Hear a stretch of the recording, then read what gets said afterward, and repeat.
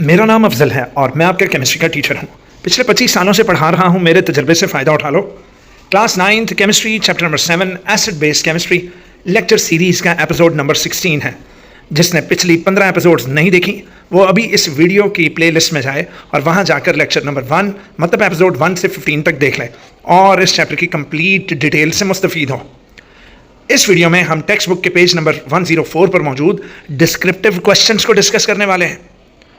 Note हजरात, एक ज़रूरी ऐलान सुनिए। मेरी हर वीडियो में आप स्क्रीन पर जो भी वर्डिंग्स देखते हैं ये सेम टेक्स्ट बुक वाली ही हैं। ये टेक्स्ट बुक ही है। टेक्स्ट बुक के मैंने पॉइंट्स बना दिए हैं, टेक्स्ट बुक के मैंने पैराग्राफ के ब्रेकअप्स कर दिए हैं और इसके अलावा पैराग्राफ्स पर हेडिंग्स लगा दी हैं। आपकी आसानी की है। लेकिन बेटा आप कमेंट्स में कहते हो कि सर आप किताब से पढ़ाएं। मेरा बच्चा ये किताब ही है, लेकिन अगर स्क्रीन में मैं किताब खोल दूंगा तो फिर आप क्या करोगे? मेरी जान, आप अपनी किताब खुद खोलें और किताब पर मेरे लेक्चर को देखते हुए, सुनते हुए, देखते हुए अपनी किताब पर हेडिंग्स लगाएं, किताब पर ब्रेकअप्स लगाएं, किताब पर पॉइंट्स बनाएं। ठीक है, तो right headings on your book. लेकिन स्टिल जो बच्चे चाहते हैं कि उन्हें मेरे वाले ही नोट्स मिलें तो फिर हर वीडियो की डिस्क्रिप्शन में मैंने नोट्स दिए हैं, वहाँ से आप कॉपी पेस्ट कर लें। तो चलते हैं आज की वीडियो की जानिब। डिस्क्रिप्टिव क्वेश्चन हैं जी। पहला क्वेश्चन है explain Arrhenius concept of acids and basis. मेरा बेटा डिस्क्रिप्टिव क्वेश्चंस के लिए ज़रूरी है कि आप अपनी किताब के पूरे टॉपिक को लिखो। इस क्वेश्चन के अंदर देखो, ये लॉन्ग क्वेश्चन है और लॉन्ग क्वेश्चन में आपने किताब के पूरे टॉपिक को लिखना होता है। अब पूरे टॉपिक्स की वीडियोस बेटा मैं बना चुका हूँ, आपको प्लेलिस्ट में मिल जाएंगी। लेकिन यहाँ मैंने वो पॉइंट्स लिखे हैं जिन्हें आपने मिस नहीं करना। अगर ये पॉइंट्स मिस हुए तो आपके लॉन्ग क्वेश्चन में फिर नंबर्स जो हैं वो कट हो जाएंगे। ठीक है, तो कुछ बच्चे किताब से जब पूरा टॉपिक लिखते हैं तो वो बहुत सारा अनवांटेड मटेरियल भी लिख देते हैं जिसका क्वेश्चन में पूछा नहीं गया होता। ठीक है, तो यहाँ पर मैं आपको वो इंपॉर्टेंट पॉइंट्स बताऊंगा जो लाजमी चेक होंगे और एग्जामिनर्स उन पॉइंट्स को ढूंढ रहे होते हैं कि क्या इसने टॉपिक लिखते हुए क्या इन पॉइंट्स का जिक्र किया है जो मैंने क्वेश्चन में पूछा है। ठीक है भाई, तो आइए फिर डिस्कस करते हैं इंपॉर्टेंट पॉइंट्स। पहला क्वेश्चन है explain Arrhenius concept of acids and bases. तो मेरा बेटा according to Arrhenius concept an acid is a substance which increases the concentration of hydrogen ions या hydroxonium ions when dissolved in water. तो कोई भी ऐसी सब्सटेंस जब पानी में जाए और पानी में जाकर वो हाइड्रोजन आयन प्रोड्यूस करे या पानी में रिएक्ट करके वो हाइड्रोक्सोनियम आयंस में इजाफा कर दे, तो ऐसी चीज़ जो है वो आर्हीनियस का एसिड है। इसकी एग्जांपल HCl है कि H+ और Cl- में टूटा। दस HCl is N Arrhenius acid. तो मेरा बेटा आर्हीनियस एसिड की डेफिनेशन, उसकी एग्जांपल्स आपने बुक से उठानी है और लिखनी है। लेकिन अगर आप भूल गए हैं तो मेरा इतना सा आंसर लाजमी आपने याद रखना है।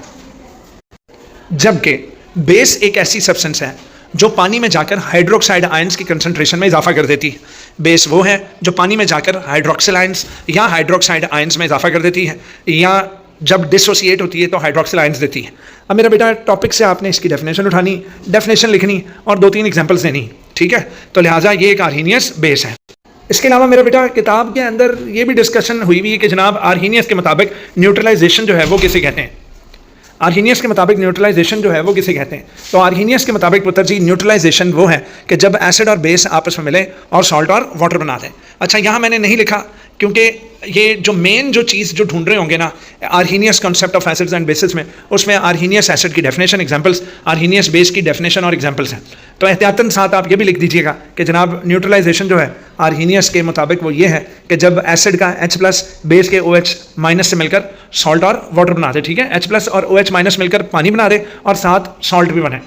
लो मेरा बच्चा अगला आ गया, compare Arrhenius and Brønsted-lorry concept of acids and basis. ठीक है, तो इस वाले क्वेश्चन में हमने कंपेयर करना है कि आर्हीनियस का एसिड और बेस कॉन्सेप्ट और ब्रॉन्स्टेड-लॉरी के concept of acids and bases में क्या सिमिलैरिटीज़ हैं, क्या डिफरेंसेस हैं। तो according to Arrhenius concept acid produces hydrogen ions in water and base produces hydroxide ions in water. Example आपने दे दी, वही HCl is an acid because it produces H+ and NaOH as a base because it produces hydroxide ions in water. अब मेरा बेटा मैं फिर कह रहा हूँ कि आपने उठाना बुक से ही है, लेकिन मैं यहाँ पर आपको वो पॉइंट्स बता रहा हूँ कि जिनको अगर आप भूल गए तो आपको नंबर नहीं मिलने। ये वाले पॉइंट्स लिखने लाजमी हैं आप पर। ठीक है, मैं central idea of the question आपको बता रहा हूँ। उसके बाद ब्रॉन्स्टेड-लॉरी कॉन्सेप्ट के मुताबिक एसिड वो है जो प्रोटॉन डोनर हो, बेस वो है जो प्रोटॉन एक्सेप्टर हो। इसकी एग्जाम्पल आप एमोनिया की दे दें कि एमोनिया एक बेस है ब्रॉन्स्टेड-लॉरी सेंस में। वाई? क्योंकि ammonia can accept a proton and form ammonium ion that is NH4+1 although it is not the arrhenius base. अब अगर मैं कंपैरिजन करूं तो Arrhenius concept is limited two aqueous solutions only. Arrhenius जो concept है वो पानी का मोहताज है, जबकि ब्रॉन्स्टेड-लॉरी पानी का मोहताज नहीं है।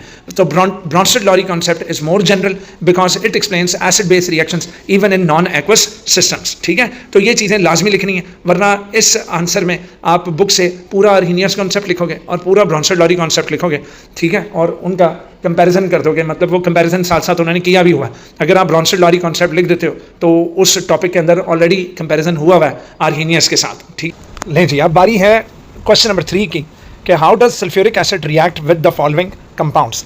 सल्फ्यूरिक एसिड मंदरजा झेल कंपाउंड्स के साथ किस तरह रिएक्ट करता है। तो मेरा बेटा पहला है सल्फ्यूरिक एसिड का रिएक्शन करवाएं एमोनियम क्लोराइड के साथ। मेरा बच्चा H2SO4 ये टूटेगा H+ और HSO4- में, H+ और HSO4- में।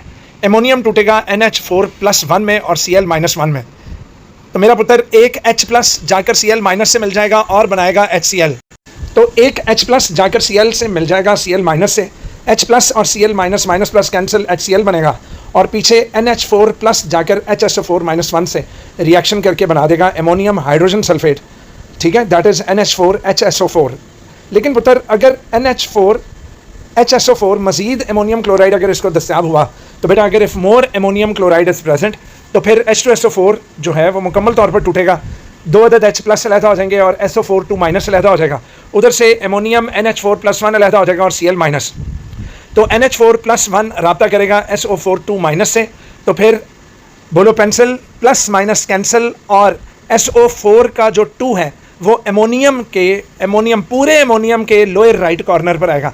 तो मेरा पुत्र जब पूरा एमोनियम होगा तो आप NH4 को पैरेंथेसिस मतलब ब्रैकेट्स में डाल दोगे और इस तरीके से NH4 को ब्रैकेट में बंद करके उसके लोअर राइट कॉर्नर में 2 लगा दोगे। ठीक है भाई, अब अगला चलते हैं जनाब, रिएक्शन विद MgO। मेरा बेटा H2SO4 जब MgO के साथ रिएक्शन करेगा तो H+ और SO4 में टूटा, MgO टूटा Mg2+ और O2- में। अब एक दूसरे के पार्टनर्स को चेंज करेंगे बेटा, Mg2+ राब्ता करेगा SO4 से, बोलो पेंसिल प्लस माइनस कैंसिल, 2 से कैंसिल और बनेगा MgSO4, जबकि H+ और O2- एक दूसरे के आमने सामने आ जाएंगे, माइनस प्लस कैंसिल, और ऑक्सीजन का जो 2 है वो हाइड्रोजन के लोअर राइट कॉर्नर में आ जाएगा, दैट इज H2O बन जाएगा। अब अगला जो केमिकल है वो है MgCO3। MgCO3 के साथ H2SO4 कैसे रिएक्ट करेगा तो देख लेते हैं। H+ टूटा H+ में, SO4 में टूटा, Mg2+ और CO3 में टूटा। मेरा बच्चा CO3 मजीद टूट जाएगा CO2 और O2- में। ठीक है, CO2 खारिज हो जाएगी क्योंकि वो गैस है और गैस बाहर निकल जाती है। ठीक है, गैस कहीं भी हो वो गैस बाहर निकल जाएगी, तो गैस निकल गई पीछे। H+ ने राब्ता किया O2- के साथ, उसी तरह प्लस माइनस कैंसिल और 2 आ जाएगी हाइड्रोजन के लोअर राइट कॉर्नर में और बनेगा H2O। उधर से Mg2+ और SO4 आमने सामने आ जाएंगे, बोलो पेंसिल, इनका प्लस माइनस कैंसिल, और चूंकि पावर्स इन दोनों की सेम है तो 2 से कैंसिल हो जाएगा और आंसर बनेगा MgSO4। तो इस तरीके से जनाब H2SO4+ magnesium carbonate gives MgSO4+ water plus carbon dioxide. Clear हो गया? तो इस तरीके से this shows that sulphuric acid reacts with salts, metal oxides and what carbonates to form salts and also release gases, क्योंकि ऊपर मौजूद HCl भी जो है वो गैस है। 4th क्वेश्चन है जी, what happens when a base reacts with a non metallic oxide. कहता है बताएं कि नॉन मेटल ऑक्साइड के साथ अगर बेस रिएक्ट करे तो क्या होगा। मेरा पुत्र non metal oxides are generally acidic in nature, ये एसिडिक इन नेचर है। तो नॉन मेटल की ऑक्साइड के बारे में आपके चैप्टर में कोई जिक्र नहीं आया, उल्टा मेटल की ऑक्साइड्स के बारे में तो था। ठीक है कि मेटल की ऑक्साइड्स बेसिक होती हैं, लेकिन नॉन मेटल की ऑक्साइड्स का जिक्र चैप्टर में नहीं था, उन्होंने डिस्क्रिप्टिव क्वेश्चन में कर दिया है। तो इसका आंसर है कि non metallic oxides are generally acidic in nature. When a base react with, जब बेस नॉन मेटालिक ऑक्साइड जो कि एसिड है उसके साथ रिएक्ट करेगी तो एसिड के साथ मिलकर सॉल्ट और वाटर बनाएगी। एग्जाम्पल दे देते हैं जनाब, NaOH एक बेस है जो कि रिएक्ट करती है CO2 के साथ। तो मेरा बच्चा अगर मैं NaOH के पीछे 2 अदद NaOH कर दूँ, 2 अदद NaOH, तो 2 अदद NaOH ने 2 अदद Na+ बनाए और 2 अदद OH- बना दिए। ठीक है, अब 1 अदद OH- में से मैं H+ अलहदा कर लूँगा और O2- अलहदा कर लूँगा। ठीक है, OH- से मैं H+ अलहदा कर लिया और O2- अलहदा कर दिया। O2- CO2 से मिलकर बना देगा CO3 यानी कि कार्बोनेट रेडिकल। ठीक है, CO3 बन गया। अब मेरा बेटा जो एक H+ बचा है वो OH- से मिलकर H2O बना देगा, और CO3 जो बना है वो Na+ के साथ जा मिलेगा, दैट इज Na+, और CO3 2 माइनस, जो कि आप स्क्रीन पर देख सकते हैं, प्लस माइनस कैंसिल हो जाएंगे और CO3 2 माइनस का जो 2 है वो सोडियम के लोअर राइट कॉर्नर में आ जाएगा। तो in this reaction sodium hydroxide एक बेस है, जबकि कार्बन डाइऑक्साइड जो कि नॉन मेटल की ऑक्साइड है उससे रिएक्ट करके सोडियम कार्बोनेट सॉल्ट बनाएगी और साथ पुत्र वाटर बनेगा। सो दिस शोज के non metallic oxides are acidic in character, these are acidic in character. ले जनाब अगला क्वेश्चन आ गया है, state reason of showing acidic character by both dry HCl और HCl सोल्यूशन इन वाटर। कहता है बताएं अगर मैं ड्राई HCl रखूँ, HCl गैस ड्राई रखूँ, उसको पानी में हल ना करूँ, क्या वो एसिडिक कैरेक्टर रखती है? और क्या HCl का अगर पानी में सोल्यूशन बना हो तो क्या वो एसिडिकली बिहेव करेगी या नहीं? तो सुने फिर, dry HCl does not contain free H plus ions, और उसके पास फ्री H प्लस आयंस नहीं है, लेकिन when it comes in contact with moisture, जब मॉइस्चर से इन कॉन्टैक्ट होगी तो इट डिजॉल्व्स, वो अंदर फॉरन मॉइस्चर में डिजॉल्व होगी and produces hydronium ions showing acidic nature. तो इस तरीके से ये भी एसिडिक नेचर रखती है। जबकि HCl सोल्यूशन तो HCl वाटर में जाकर आयोनाइज हो जाता है कम्प्लीटली, और कम्प्लीटली आयोनाइज होने पर H प्लस आयंस डायरेक्टली दे देता है, ठीक है। तो HCl डायरेक्टली किस में टूट जाएगा? H प्लस और Cl माइनस में। So therefore both dry HCl in moist air जबकि HCl solution in water both show acidic character because of the presence of hydrogen ions, because of the presence of what? Hydrogen ions. ले जनाब differentiate between N acid and it's conjugate base. कहता है एक acid और उसके conjugate base को differentiate करें।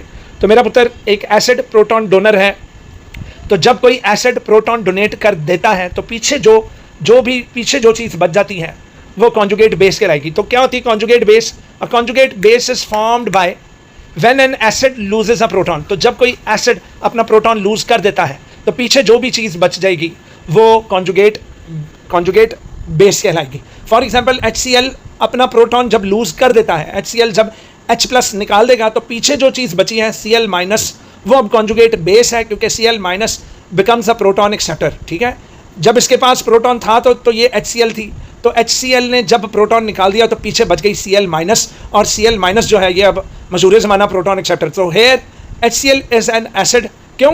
क्योंकि इसमें प्रोटॉन डोनेट करने की सलाहियत है, जबकि जो Cl माइनस है अब चूंकि ये प्रोटॉन एक्सेप्टर बन चुका है और ये निकला एसिड से ही है, जब एसिड प्रोटॉन डोनेट कर देता है तो प्रोटॉन डोनेट करने के बाद वो कहलाता है कि अब वो कॉन्जुगेट बेस है, क्योंकि उसमें एबिलिटी आ गई है कि वो क्या एक्सेप्ट कर ले, बोलिए प्रोटॉन एक्सेप्ट कर ले। इसी तरह पुत्र H2SO4 जो है वो जब एक H प्लस निकाल देगा, प्रोटॉन निकाल देगा, तो पीछे जो HSO4 माइनस 1 है, अब HSO4 माइनस 1 जो पीछे बच गया है, अब ये मशहूर ज़माना कॉन्जुगेट बेस होगा। जब इसका इंटरव्यू लिया जाएगा कि कॉन्जुगेट बेस तुम कैसे बनी हो, तो ये कहेगी भाईजान मैं अपने पास्ट में मैं एसिड थी, तो जब मैं एसिड थी तो मैंने प्रोटॉन जब डोनेट कर दिया, तो प्रोटॉन डोनेट करने के बाद मैं बनी हूँ कॉन्जुगेट बेस, ठीक है। तो hair H2SO4 is the acid और HSO4 जो है वो उसकी कॉन्जुगेट बेस है। तो जब कोई एसिड प्रोटॉन डोनेट कर देता है तो करने के बाद जो स्पीशीज़ पीछे बच जाती है उसको कॉन्जुगेट बेस कहते हैं। These conjugate bases are always the species that remain, जो पीछे बच जाती हैं after acid donates a proton.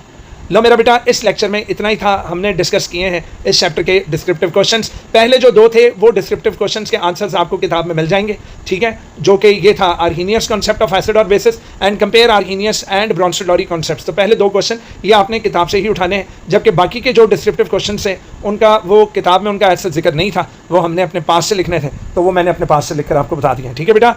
लें जनाब अगली वीडियो इंशाल्लाह इन्वेस्टिगेटिव क्वेश्चंस के बारे में होगी, तो अगर आप जानना चाहते हैं कि उनके आंसर्स क्या है तो बने रहिए अफजल अकेडमी चैनल के साथ। चैनल को सब्सक्राइब करें, लाइक करें और यार शेयर भी कर दिया करो, ठीक है। चलो जी मिलते हैं अगले लेक्चर में। इसके साथ ही अफजल को इजाज़त दीजिए, अल्लाह हाफ़िज़।